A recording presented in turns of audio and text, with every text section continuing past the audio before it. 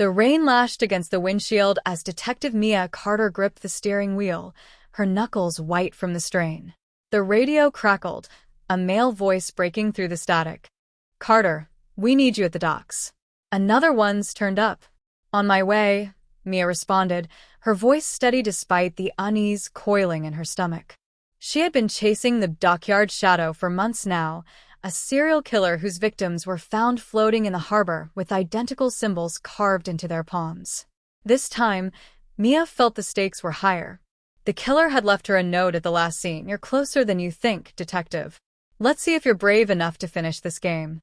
The docks were cloaked in mist, the air thick with the smell of salt water and decay.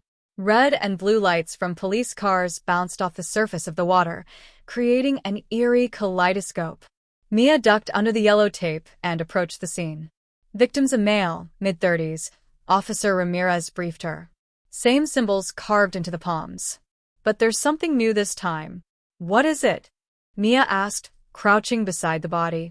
The man's lifeless eyes stared up at the sky, rain pooling in them like tears. Ramirez handed her a sealed evidence bag containing a photograph. Mia's breath hitched. It was a picture of her. Taken from a distance, she was sitting at her favorite coffee shop, completely unaware. The precinct buzzed, with tension areated out the case files on the conference table. Each victim had been linked to her in some way, a former neighbor, an old high school teacher, even the barista from the coffee shop in the photograph. The realization chilled her to the bone. This wasn't just a killer. It was personal. Her phone vibrated, a text from an unknown number lighting up the screen. "Tick-tock, detective. Time to descend." Attached was a GPS location. Mia's instinct screamed at her to call for backup, but she knew this was a game she had to play alone. The address led her to an abandoned warehouse on the outskirts of the city. The warehouse loomed like a shadow against the stormy sky. Mia's flashlight cut through the darkness as she stepped inside, the sound of her boots echoing on the concrete floor. The air was damp, carrying the metallic tang of rust and something more sinister. A slow clap broke the silence. "You made it," a voice drawled, smooth and taunting. A figure emerged from the shadows, his face partially obscured by a hood. He held a knife in one hand, its blade catching the dim light. "Who are you?" Mia demanded, her gun aimed steadily at the figure. "Just someone who's been watching you for a long time," he replied.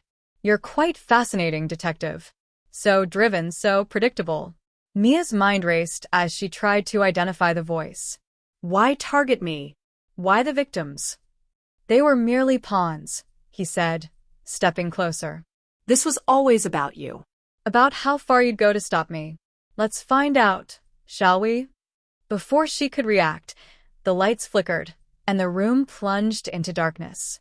Mia's pulse thundered as she heard footsteps circling her. She turned, her flashlight casting frantic beams of light, but the figure was nowhere to be seen. A whisper brushed past her ear. "Game over, detective." Pain exploded at the back of her head, and the world faded to black. Mia woke to the sound of water dripping. Her hands were bound, the coarse rope biting into her wrists. She was in a small, windowless room, the walls damp and stained. In front of her, a monitor flickered to life, displaying a live feed of the city docks. The killer's voice crackled through hidden speakers. "The last piece of the puzzle is waiting for you. But hurry, you only have an hour before someone else takes your place." A blade glinted on the floor nearby, just out of reach. With gritted teeth, Mia inched toward it, the rough concrete scraping her skin. After what felt like an eternity, she managed to grasp the knife and cut through her restraints. The docks were eerily silent when Mia arrived. She spotted a figure tied to a post, struggling against their bonds. It was Officer Ramirez. "Mia, it's a trap," he shouted. A ticking sound reached her ears. Her eyes darted to a small device strapped to Ramirez's chest. "A bomb." The timer read 2 minutes and 15 seconds. "Hold still," Mia said, her hands working quickly to disarm the device. Sweat dripped down her temple as the timer counted down. 10 seconds, 5 seconds. With a final snip, the timer stopped at 2 seconds. Ramirez let out a shaky breath, But Mia's relief was short-lived. The killer's laughter echoed through the air. "Congratulations, detective," his voice boomed. "But this isn't over. You've won this round, but I'll always be watching." Mia scanned the area, but the killer was gone. Only his chilling words remained, a haunting reminder that the game was far from finished. Back at the precinct, Mia stared at the photograph of herself from the crime scene.